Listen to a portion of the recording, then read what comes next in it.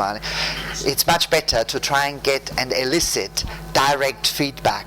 Other ways of feedback, tell me, what happens in your classrooms? How do learners give you feedback? Verbal responses. Yes, they might put their hands up, they might talk or not talk. Yeah. The written work maybe. Yes, yeah. Yes, yeah. So it's very important to have within your episodes of teaching as many opportunities as possible to get feedback. I find it always in my teaching experience, feedback is always a very complex. Yeah. Can it always be measurable or immeasurable? Well, I don't. Obviously, it depends. It depends about the phenomenon that you're dealing with.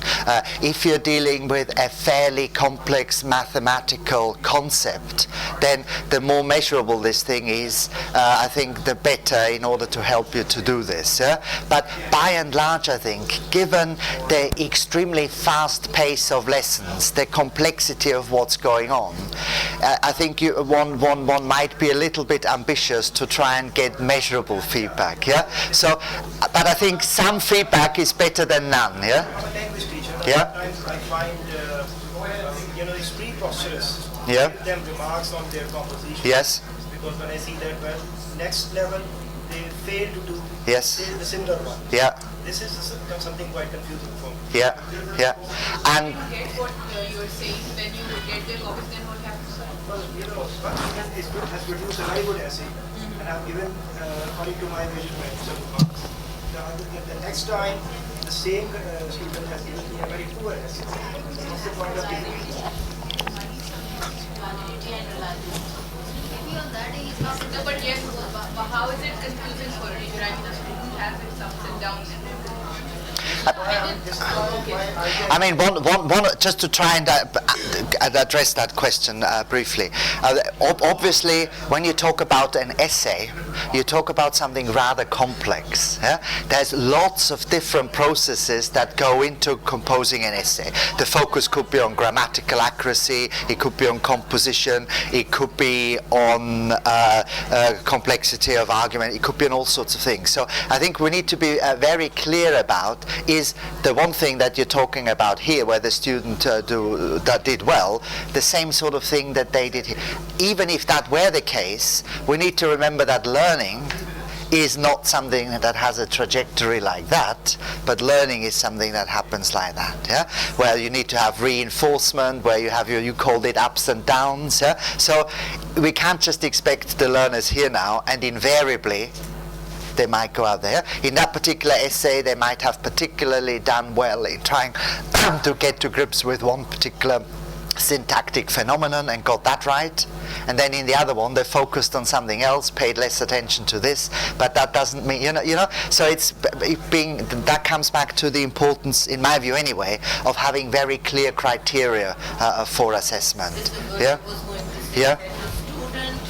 Also should know the criteria Yes. against which he is going to be assessed. I couldn't agree more with you, yes. And ideally, you want to enter into a process of negotiation about these criteria, or certainly, as we saw in the learning to learn thing, getting them to understand why they're there and what purpose it's not just you trying to be, clever, but it's about them understanding how it will help them develop in their learning. And because I teach the A-level, Yeah. I have an evaluation every month. My students evaluate the lessons. And then they tell me what was helpful, what was not helpful, and where they want to go from here. Yeah. And in the literature, that sort of phenomenon is called contingency. And that what marks out very good teachers from not so good teachers. To be able to respond in the flow of a lesson to the feedback that comes in, and be able to deviate, if necessary, from what they had planned on doing. So there's often this thing, I can only speak of the experience of the student teachers that I've worked with. I'm coming in, I'm observing them, assessing them, and they freak out, and they think, they have their lesson plan, and unless they do exactly everything that is on their lesson plan, it's a bad lesson. But very often, something happens. A child says something really interesting, and the thing to do is to actually run with that, respond to that, explore that, and have a good thing. Forget about the lesson plan. You do that next time. But so it's this sort of notion of contingency. But if you build contingency simply on this idea of, I'll go with the flow, then you have no real principles by which you move forward. But if you have feedback and you make those decisions on the basis, so some teachers, they just have systems where they have, get pupils to show certain cards if they've understood something, and just to get some sort of feedback that'll give them a sense of where they should be going. So that's one aspect, and the other aspect would be assessment for learning can be seen to be premised on high quality interactions, including questioning, listening, responding, and reflecting between teachers and learners, as well as learners with themselves. And I think so. Interaction. Are we planning that into our lessons? And it needn't just be interaction between you and the learners, but also the learners themselves and the learner with themselves. What do I mean by learners with themselves, you think? Yeah? Yeah. What do we tend to do? We mark something, give it back, and then students, what do? They look at the grade, and that's it. They don't actually look at the feedback. Yeah? So you waste hours and hours. But if you, for example, build that into your lesson and say, now we've got 2 minutes, and look at this now. Yeah? There's already the problem that the feedback isn't immediate. Yeah? That you had to take it back home, you had to spend a few days marking it, bringing it back. So there's already that delay.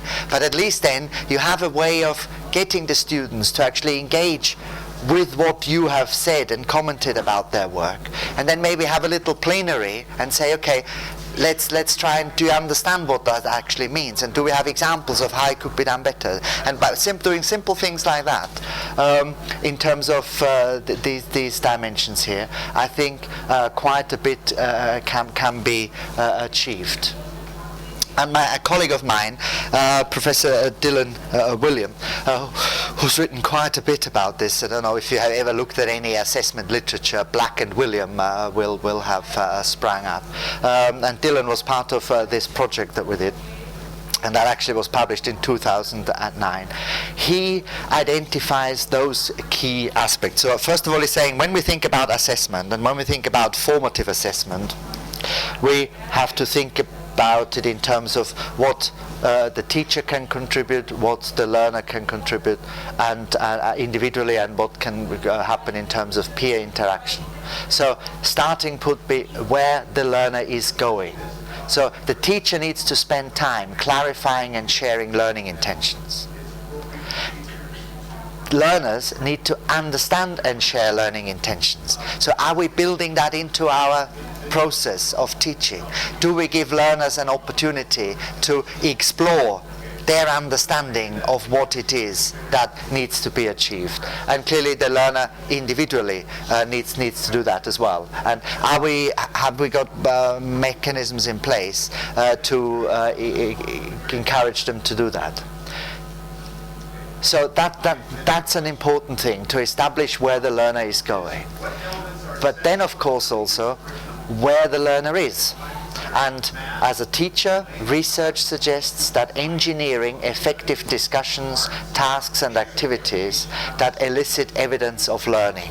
And I talked about that at the beginning. When we do our planning, what activities have I got that will elicit that? In terms of the peer, activating learners as learning resource for one another. In yesterday's... Sorry? I think this is a very important. Yes, yeah. Yesterday's session, I don't know whether any of you were there, we talked about technology, and one of the things technology can be used very easily is to get learners to create exercises and activities for other learners. And that requires of them to think in a completely different way about the content, about the learning objective. They have to think, okay, so what's important here out of this task? What needs to be remembered and what needs to be known and what needs to be understood? Okay, now I know that. how then do I go about eliciting whether or not the person has understood that, knows that? So you actually place them into the position of a teacher and get them to think about the activities and the contents in a very different sort of way. And I absolutely agree, I think that's very, very important.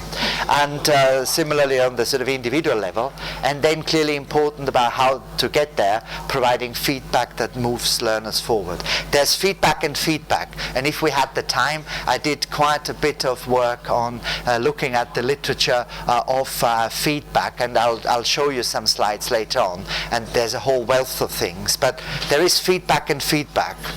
One sort of feedback is, that's rubbish. That's feedback.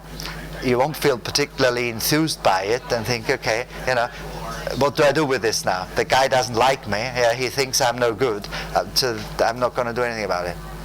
There's a different sort of feedback, which is focused, which is neutral, which is, and we look at some of the details as well. So just at this point, just to say, feedback isn't necessarily isn't feedback, so it's important. And then they say there's 5 key strategies attached to this, which we've the first few we've already come across. Clarifying and sharing learning intentions and criteria for success, activating students as owners of their own learning, and activating students as instructional resource for one another. And I think this bit here, owners of their own learning, is actually very, very important as well. Yeah? Please, yeah?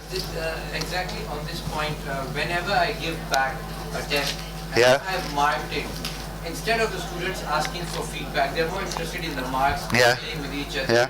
and and trying to tell me that you gave me less marks. Yeah. So how do we overcome that problem? They only ask for feedback when it's not marked. Yes. And if they know it's not going to be recorded, Yes. Yeah. then they want to learn. Yeah. But if they know that the marks are going to be recorded, Yes. their main aim is to try and Yes, get yes. extra marks. Could you out sign of on it, it? not Yes. learn something. Yeah. Yeah. Well, that's obviously an inherent problem, and I think engaging learners into the sorts of processes that we talked about over time might help them change their attitudes toward this. But also there are some specific strategies. Some of the stuff that I use occasionally, particularly in education classes, is getting people to mark each other's work. And it's actually very interesting how that sensitizes them to what's required, what the criteria and what to look out for, but it also helps them understand, you know, how much work actually is involved in providing feedback, how careful you have to be, you know, do you want to upset the other person, or do you want to